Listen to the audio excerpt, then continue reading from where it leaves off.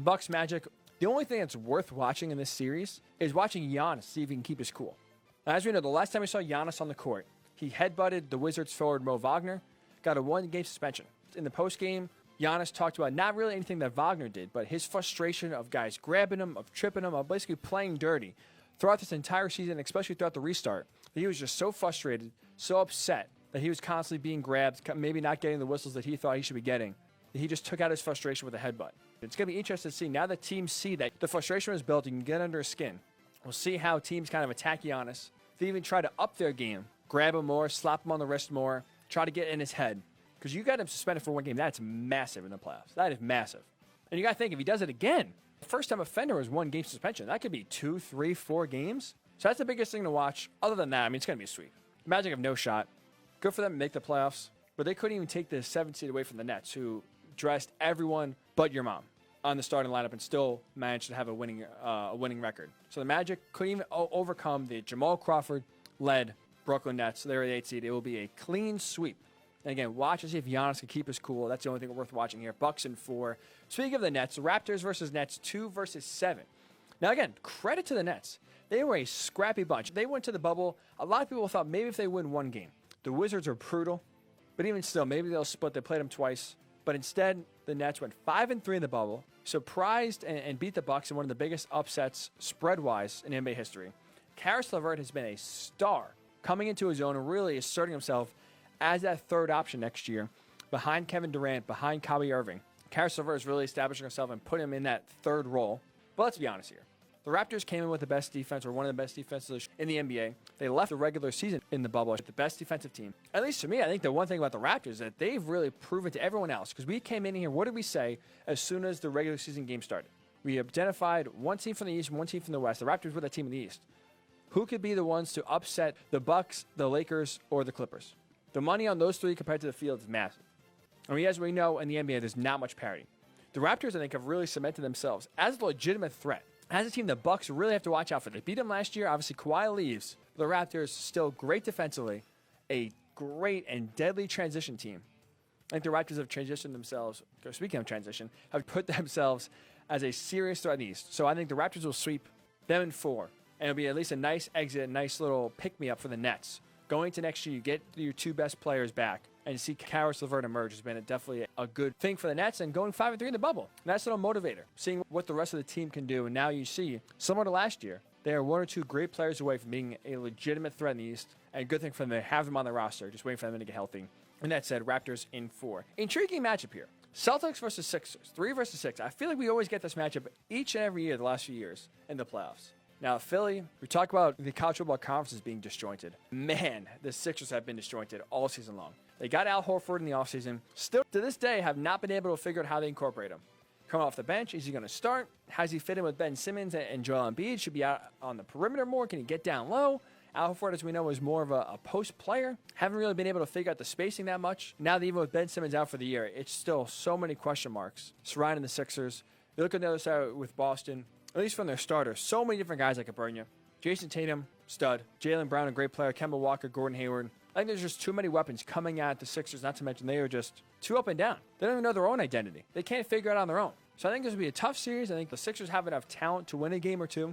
Celtics bench does worry me. There's really not much depth there, not to mention the center position. Tice is going to have his hands full with Joel Embiid. So the Sixers will win a game or 2. I think I'm going to go Celtics in 6 here. But that said, Boston will advance, and Philly will go into a very interesting offseason.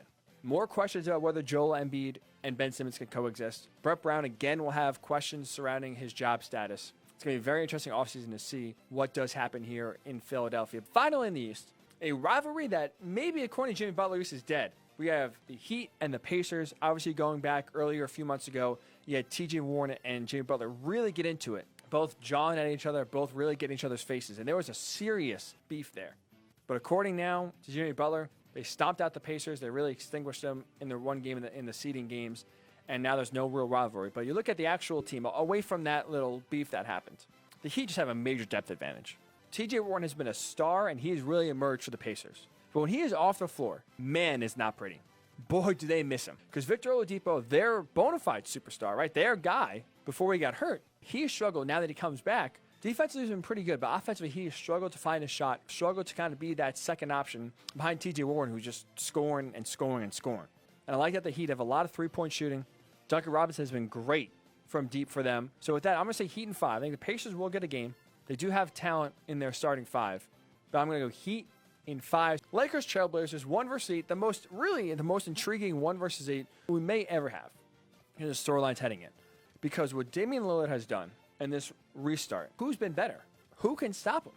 In the 8 games, he's averaged 36.7 points per game. In the final 3 games, he totaled 154 points.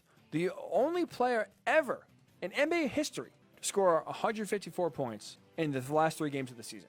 So when the Trailblazers needed him the most, when they had to get wins just to get into the playing game and then beat the Grizzlies, Damian was at his best. And now you look at the Lakers and you look at their guard situation. Avery Bradley opted out, not there.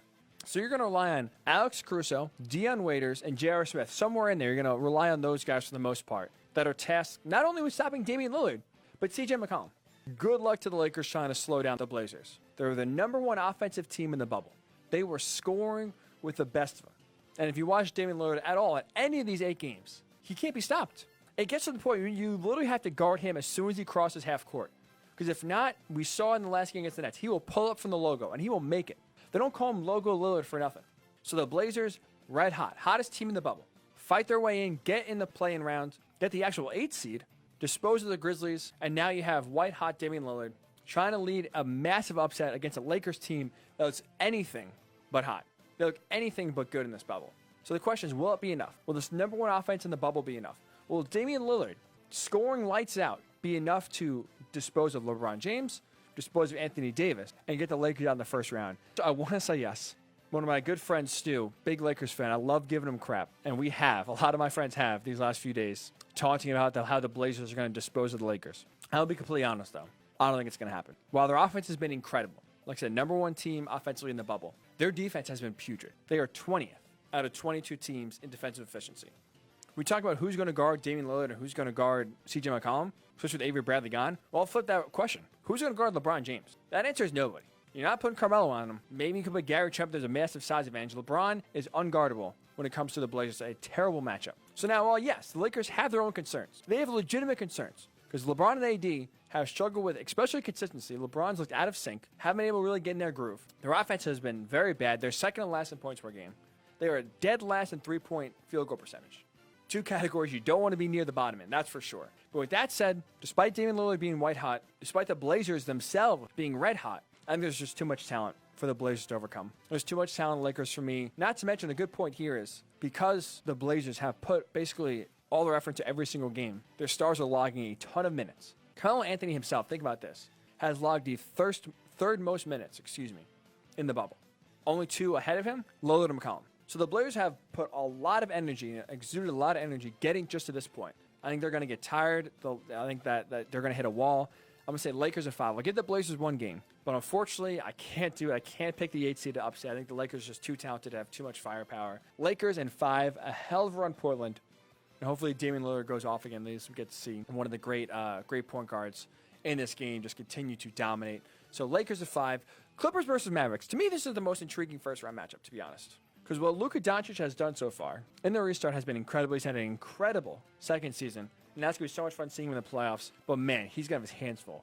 Kawhi Leonard, Paul George, Patrick Beverley. It's going to be just waves and waves and waves of defenders hounding him, chasing him, and being all in his grill throughout the entire series. And this is what really scares about the Mavericks, because they have talent. They have Doncic as a great ball handler, a great scorer, a great passer. But Kristaps Porzingis has been great in the restart. 30 points per game, outside, inside, he can shoot all over the floor. But their experience does worry me. First postseason experience for Doncic, first postseason experience for Porzingis. Look at the other side, the Clippers. I mean, that's all they have is postseason experience. Kawhi Leonard coming off a Finals MVP. Paul George has been in the playoffs year after year after year. That core that they had, Patrick Beverley, Lou Williams, Montrezl Harrell, pushed the Warriors to 6 last year. They have a lot of playoff experience. They know what it takes to win in the playoffs. So that inexperience on the Mavericks scares me. Not to mention, despite the fact that you're going to hear this a lot, if you haven't been watching too much, you're going to hear this a lot in this series. The Mavericks have the most efficient offense in NBA history. They don't waste a lot of shots. They score. They get good looks. But you know what's really concerning? You know what that most efficient offense in NBA history can't help them with? Their late game woes. They have been horrendous when it comes to close games in late situations. They have 18 losses this year of 5 points or less. Every close game does not go their way.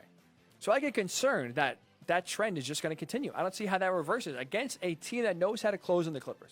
A ton of veteran leadership, a ton of playoff experience on that team. They know how to close. I mean, hell, the whole goal of the Clippers season was to close. They didn't care how they started. They didn't care how long it took for them to get on the same page. As long as they were on the same page, as long as they were healthy for the playoffs, that's all that mattered. All they cared about was closing.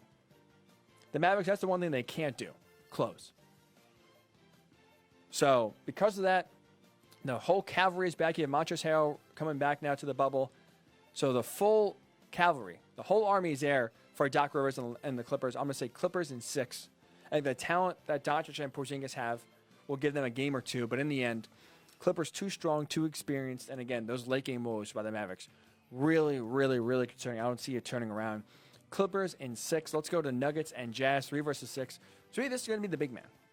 This is going to be the big man matchup. So far, as we've seen, the NBA is really transitioning to a spread out, wide open floor. The days of the old school center are really dead. Rudy Gobert still is one of those few guys that is down low, that's blocking shots, that is that rim protector. So him versus Nikola Jokic. That's what's the matchup is going to come down and determine this series. And if you're a Nuggets fan, that's good news. Because in the 3 games the Nuggets and the Jazz have played this year, Jokic has been unstoppable. 29 points a game, 12 rebounds, 9 assists. Almost average a triple-double against Rudy Gobert and the Jazz. Not to mention, you lose Bojan Bogdanovic, a massive, massive blow scoring-wise for the Jazz. And so they lose one of their great scorers. The Jazz do. A great scorer has emerged for the Nuggets. Michael Porter Jr., I mean, you talk about have yourself a bubble. 22 points per game. So he has a legitimate scoring threat. He went from a bench option just to give you some minutes, maybe get 3, 4, 5 points a game. He had a few decent games. But he set a career high 3 different times in the bubble for points. He stepped up a big way. He's a great complement to what Jokic does. Loves being that center down low. He spreads out and finds and gives the big men options to pass the ball. So because the Nuggets are trending with their scoring going up, the Jazz are losing scores. I'll say Nuggets in 6. I like the way they're playing. They advance. And finally, the revenge series, the petty series, Rockets Thunder. Remember in the offseason, you had Chris Paul from the Rockets shipped out to OKC. Russell Westbrook shipped out from OKC over to Houston. Supposed to leave Chris Paul for dead. Him and a lot of young players. Supposed to be built for the future. But what Chris Paul with the Thunder have done, very commendable. Not only making the playoffs, being the 5 seed. It's been incredible to watch the Thunder's development. They've really grown up. Chris Paul has been a great leader, which is wild to say considering how you watch his other stints. Whether it's the Clippers, whether it's the Rockets. The leadership, let's say, was not his foray. But he's galvanized that Thunder team, and they have really taken a hold and taken a liking to him. And it's going to be really interesting to watch. Russell Westbrook, the guy that obviously Chris Paul got traded for. We'll see his status. I mean, he's out for game 1 at least. He has a quad strain. There's no real timetable for when he can return. He can miss the entire series. He can miss 2 or 3 games. That's something to watch. But I'll say this. The layoff, and we talked about this when I picked the Rockets. Going back to the one team in the West that could really shake up a Lakers-Clippers Western Conference final, I said it was the Rockets because to me their ceiling was the highest of any team. Part of the reason why I believe that is because James Harden will actually have a rest now and be rejuvenated when it comes to the playoffs. He led the league in minutes. He's always up there among the league leaders in minutes played per the regular season. When he got to the playoffs, his legs would get tired, and when your legs get tired as a three-point shooter, you're in big trouble. Well, guess what? That 4-month layoff has benefited James Harden one of the most of anyone. 35 points per game, shooting 53.6% from the floor. So now you have an energized, rejuvenated James Harden leading the way, even if Russell Westbrook's not there for a few games. I think that's going to be the difference because to me, and the Thunder are still finally coming together. You got Steven Adams back 100%. You have Dennis Schroeder now. So they finally are coming back together at one time. But I'm going to go with the elite player here. Talent wins out in the NBA. Right? More than ever, we see talented teams, or teams, I should say, with the most elite players, end up winning most of the time. I will roll with James Harden. I will roll with his scoring right now and his hot streak. I think the Rockets will win in 6. Close series. Really close series because the Thunder can give the Rockets fits, especially down low. Steven Adams is going to just bully his way in the paint. But with that said, I will go with the elite player. I'll go with the elite scorer. James Harden, leads the Rockets in 6.